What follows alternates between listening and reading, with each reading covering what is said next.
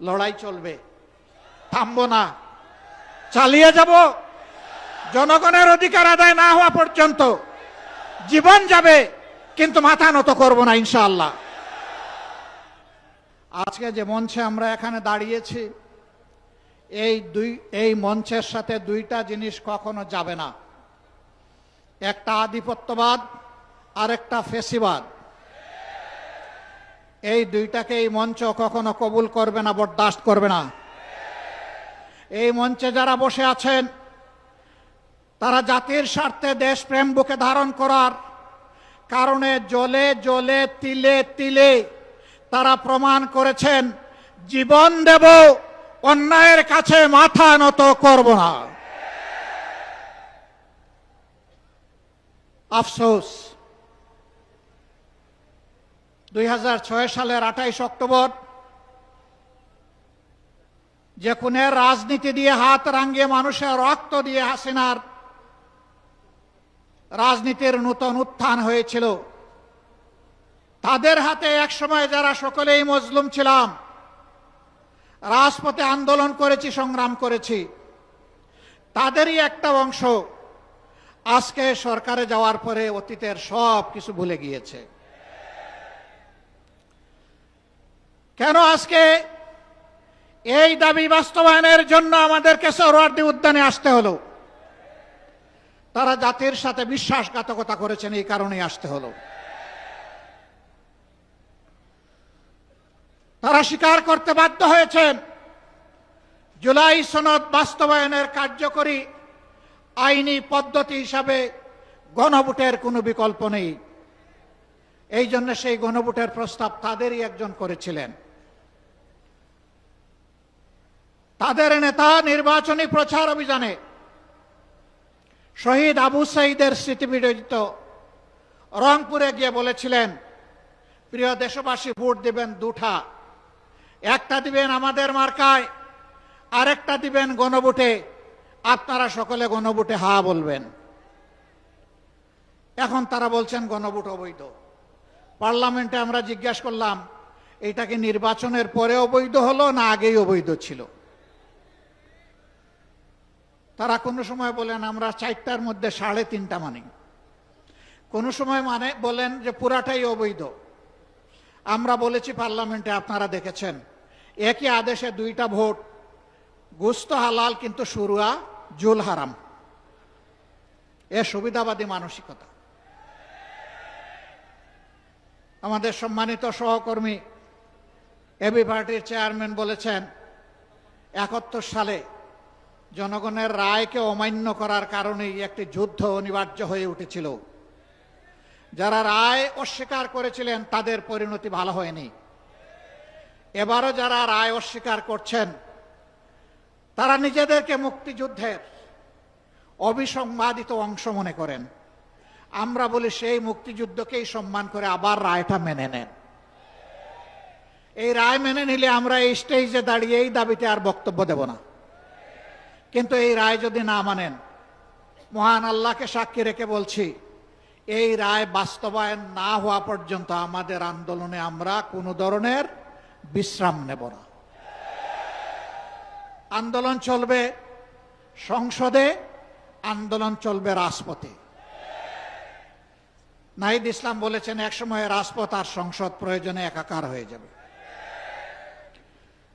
রাজপথ আর সংসদ একাকার যেদিন হয়ে যাবে, সেদিন বালুর পাত দিয়ে নদীর জোয়ার, সমুদ্রের জোয়ার থামাতে পারবেন। ফ্যাসিবাদীরা বিভিন্ন ন্যারেটিভ তৈরি করে, বয়ান তৈরি করে জাতিকে বিভক্ত করেছিল। আর আপনারা নির্বাচনের আগে বলেছিলেন, আমরা নির্বাচিত হলে, সরকার গঠন করলে সবাইকে নিয়ে আমরা সরকার গঠন করে দেশ চালাবো। এখন আপনারা কি করছেন? এক দলকে পাঠিয়ে দিচ্ছেন পাকিস্তানে, আরেক দলকে পাঠিয়ে দিচ্ছেন পেশোয়ারে, আরেক দলকে পাঠিয়ে দিচ্ছেন আরো কোনো দেশে, আর নিজেরাই দেশের জমিদারি দখল নিতে চাচ্ছেন। মনে রাখবেন, জুলাইয়ের 2টা স্লোগান ছিল বড় শক্তিশালী। একটা ছিল উই ওয়ান্ট জাস্টিস, আরেকটা ছিল দেশটা কারো বাপের নয়। এদেশ বাংলাদেশের জনগণের। আধিপত্যবাদের দূষরদেরকে তাড়া দেখিয়ে শত শত আলিম উলামা বুকের তাজা রক্ত এবং জীবন দিয়ে এই দেশবাসীকে জীবন এনে দিয়েছেন। আমরা সেই আলিম উলামার সাথে বিশ্বাসঘাতকতা করব না। আমাদের যে যুব সমাজ, যে শ্রমিক সমাজ, যে কৃষক সমাজ, আপামর জনগণ, এমনকি 4 বছরের শিশু জীবন দিয়ে আমাদেরকে ঋণী করে গিয়েছে, আমরা তাদেরকে কথা দিচ্ছি আমরা তোমাদের সাথে বেঈমানি করব না। তোমাদের স্বপ্ন বাস্তবায়নে আমরা অবিচল সামনে এগিয়ে যাব ইনশাআল্লাহ। আমরা গভীরভাবে আস্থাশীল, ইনশাআল্লাহ আমাদের নয় জনগণের বিজয় হবে ইনশাআল্লাহ। যেই 70% জনগণ ফ্যাসিবাদের বিরুদ্ধে দৃঢ় অবস্থান নিয়েছে গণভোটে হ্যাঁ বলে, সেই জনগণের বিজয় হবে। নতুন করে কেউ ফ্যাসিবাদ কায়েম করতে গেলে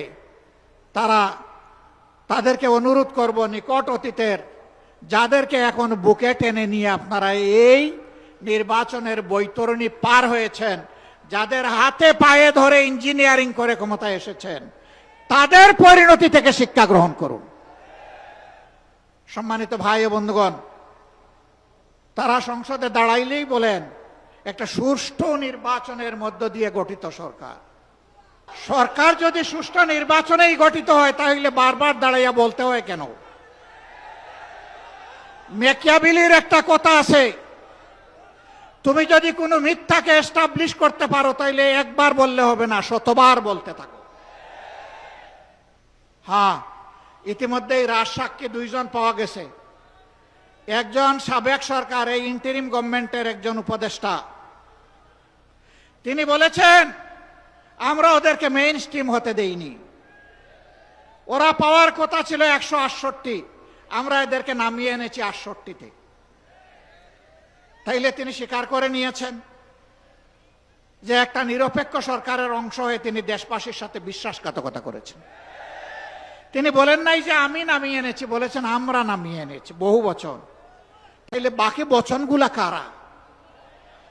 এদের চেহারাও জাতির সামনে আপনি একটু বলে দেন, একা এ দায় নিবেন কেন?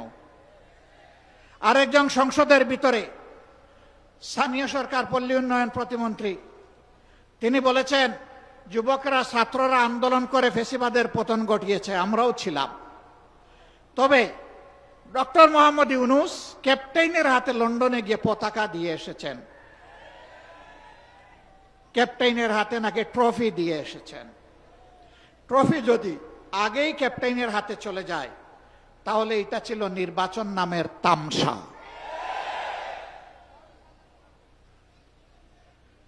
তারা স্বীকার করে নিচ্ছেন মৌলানা মামুনুল হক সংসদে গেলে কি হতো? যা হতো এর ভয়েই তাকে আটকে দেওয়া হয়েছে।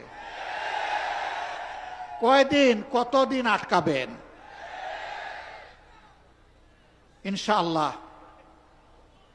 দেশপ্রেমিকরাই বাংলাদেশ আগামীতে পরিচালনা করবে ইনশাআল্লাহ। তৈরি হন, লড়াই চলবে, থামবো না, চালিয়ে যাব। জনগণের অধিকার আদায় না হওয়া পর্যন্ত জীবন যাবে, কিন্তু মাথা নত করব না ইনশাআল্লাহ। আজকের এই সমাবেশ থেকে আমরা আরেকবার প্রতিজ্ঞা নিলাম, ইনশাআল্লাহ জুলাইকে সম্মান করব, বুকে ধারণ করব, জুলাইয়ের সাথে বেঈমানি করব না। আর জুলাইয়ের সাথে যারা বেঈমানি করবে তাদেরকে ছাড় দিয়ে কথা বলা হবে না। বিশেষ করে যুবকদেরকে অনুরোধ করব, তৈরি হন। বলবেন আর কতবার জীবন দেব? দেশের জন্য যতবার প্রয়োজন আমিও তোমাদের কাতারে দাঁড়িয়ে বলছি, আমিও যুবক, জীবন দিতেই থাকবো ইনশাআল্লাহ। বিড়ালের মতো বাঁচতে চাই না, 100 বছর, 1000 বছর, সিংহের মতো বাঁচতে চাই 1 সেকেন্ড। এর মাঝে আর কোনো কম্প্রোমাইজ হবে না ইনশাআল্লাহ। আধিপত্যবাদের কোনো ষড়যন্ত্র বরদাস্ত করা হবে না, সব কিছুকে ছিন্ন ভিন্ন করে দেওয়া হবে ইনশাআল্লাহ। সবাইকে আবারও আরেকটি অনিবার্য লড়াইয়ের জন্য প্রস্তুতি নেওয়ার আহ্বান জানিয়ে আমার বক্তব্য এখানেই শেষ করছি। আল্লাহ হাফেজ। বাংলাদেশ জিন্দাবাদ। বাংলাদেশ খেলাফত মজলিস জিন্দাবাদ। আসসালামু আলাইকুম ওয়া রাহমাতুল্লাহ।